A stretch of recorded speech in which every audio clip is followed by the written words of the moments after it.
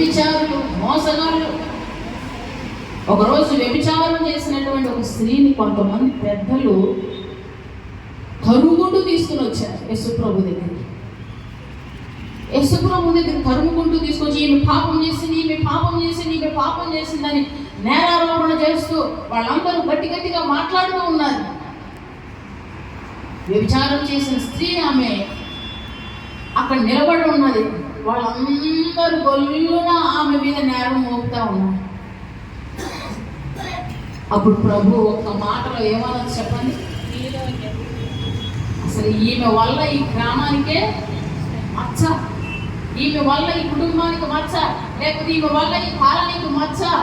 అసలు ఈమె లేకుండా పోతే సగం వదిలిపోతుంది. ఈమె రాళ్ళతో కొట్టి చంపేమని దేవుడు చెప్పలేదు. అప్పుడు కూడా ఆయన ఏం చేశాడో చూడండి. ఆ మాట చదువుకు ముగించుకుందాం. యోహాను సువార్త 8వ అధ్యాయం 6వ వచనం చూడండి. యోహాను సువార్త 8వ అధ్యాయం 6వ వచనం. ఆయన మీద నేరము మోపవలనని ఆయన్ను శోధించుచు ఇలాగని అడిగిరి. అయితే యేసు ఏం చేస్తున్నాడు? యేసు ఏమనుంది? వంగి నేల మీద, 8వ వచనం, మరలా వంగి నేల మీద వంగి మరలా వంగి. ఎన్నిసార్లు తగ్గాలి బ్రదర్? ఎన్నిసార్లు తగ్గాలి? ఎన్నిసార్లు లోపడాలి? ఎన్నిసార్లు తగ్గించుకోవాలి? ఈ తగ్గింపు ఒక అమాయకంగా ఏదో వదిలేసినట్లు అయిపోతుంది అనుకున్నావా? నీ తగ్గింపుకు తగిన కార్యం దేవుడు అక్కడ ఆరంభిస్తాడు. ఆయన వంగి మరలా వంగి రాస్తున్నాడు. ఏమో రాయిచున్నాడు.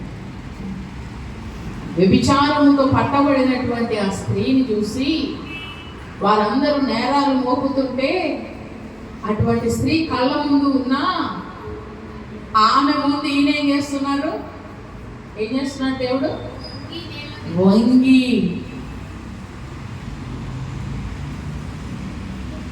ఆయన మనకు నేర్పించే ఒక పాఠం. ఆయన వంగుతున్నాడు. వంగాడు, వంగాడు, వంగాడు, మరలా వంగాడు, మరలా వంగాడు. ఆమెతో అంటున్నాడు, నీ పాపము క్షమిస్తున్నాను, ఇంకెప్పుడు మరలా ఈ పాపము చేయను. ఈ రోజున ప్రభువుని నమ్మిన నీ జీవితంలో ధనవంతుడుగా ఉండి దరిద్రుడిగా మారినటువంటి ఆయన లోకానికి రక్షకుడై ఉదయించిన దేవాది దేవుని ఆనందం, సంతోషం మన హృదయంలో ఉండటం, అది ఏ ఆనందం, ఏ సంతోషం. ఒక వెలితి నీలో ఏర్పడుతుంది. ఆ వెలితి ఎప్పుడు పోడ్చబడుతుందో తెలుసా?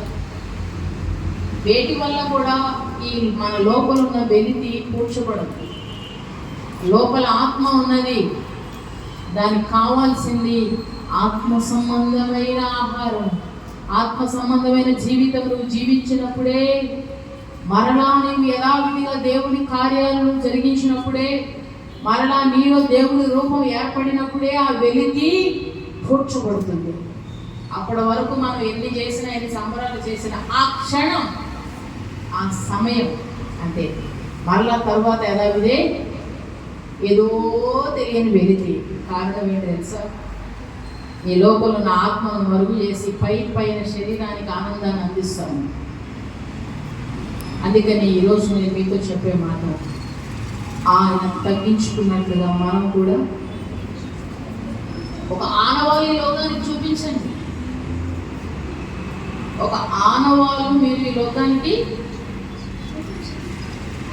నువ్వు ఏ ఆనవాలు చూపిస్తున్నావు? ఒక ఆనవాలు చూపించు.